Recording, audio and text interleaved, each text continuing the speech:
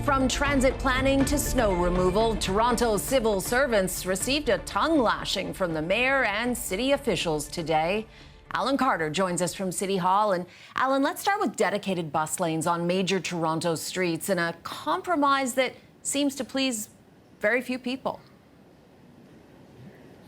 Yeah, that's right. Right now, the executive committee is still meeting, expected to, in the next short while, approve those dedicated transit lines on Bathurst and also Dufferin Street from downtown running to Bloor Street, but have quashed the idea of running them north to Eglinton to meet up with the still unopened Eglinton LRT. That portion has been taken away, and councillors are blaming civil servants, even after years of study, for not consulting enough.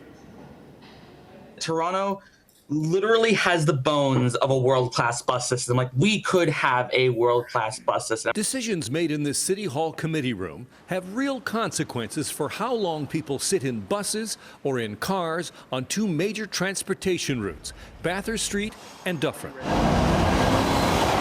As part of the Rapid TO project, new transit-only lanes will now run north to Bloor Street, but after strenuous objections from local businesses, the portion from Bloor to Eglinton is on hold. We can do better. That's why I want city staff to explore more options for improving transit services north of Bloor in time for the World Cup. A compromise from the mayor to look at temporary solutions in time for the 2026 World Cup is designed to please both business owners Our lanes! Our lanes! and also transit supporters who say they've been promised action for years. 75,000 people ride transit on Bathurst and Dufferin every day, and TTC statistics show that just 55% of buses are on time. Speeds average just 14 kilometers an hour. At least we're acting. 6 years is too long to wait, and we are now proceeding south of Bloor. It's always good to do a bit of evaluation. Doing an evaluation of the idea may seem obvious, but according to some councillors, the civil servants who come up with the plans don't always do it. Staff came out of the gate with a big idea, but a lot of the work should have been done before it kind of came out as that big idea to make sure that that big idea could actually be executed well. Concerns should be addressed before we, announce something rather than announce something and then react. The streets aren't working properly. The bus lanes are just part of a larger political challenge for the mayor.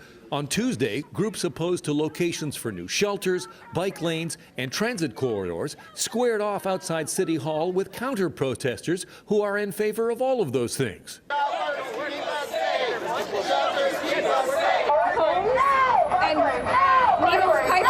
The difficulty for the Chow administration is finding a compromise that doesn't make both sides even angrier. The Toronto Regional Board of Trade has come out in favor of those dedicated transit lines all the way up to Eglinton, saying that that would help with congestion. One councillor telling me that the mayor's compromise to not build north of Bloor, but to put something in time for the World Cup next year, threw water on that, cold water on that, calling it performative. Cynthia.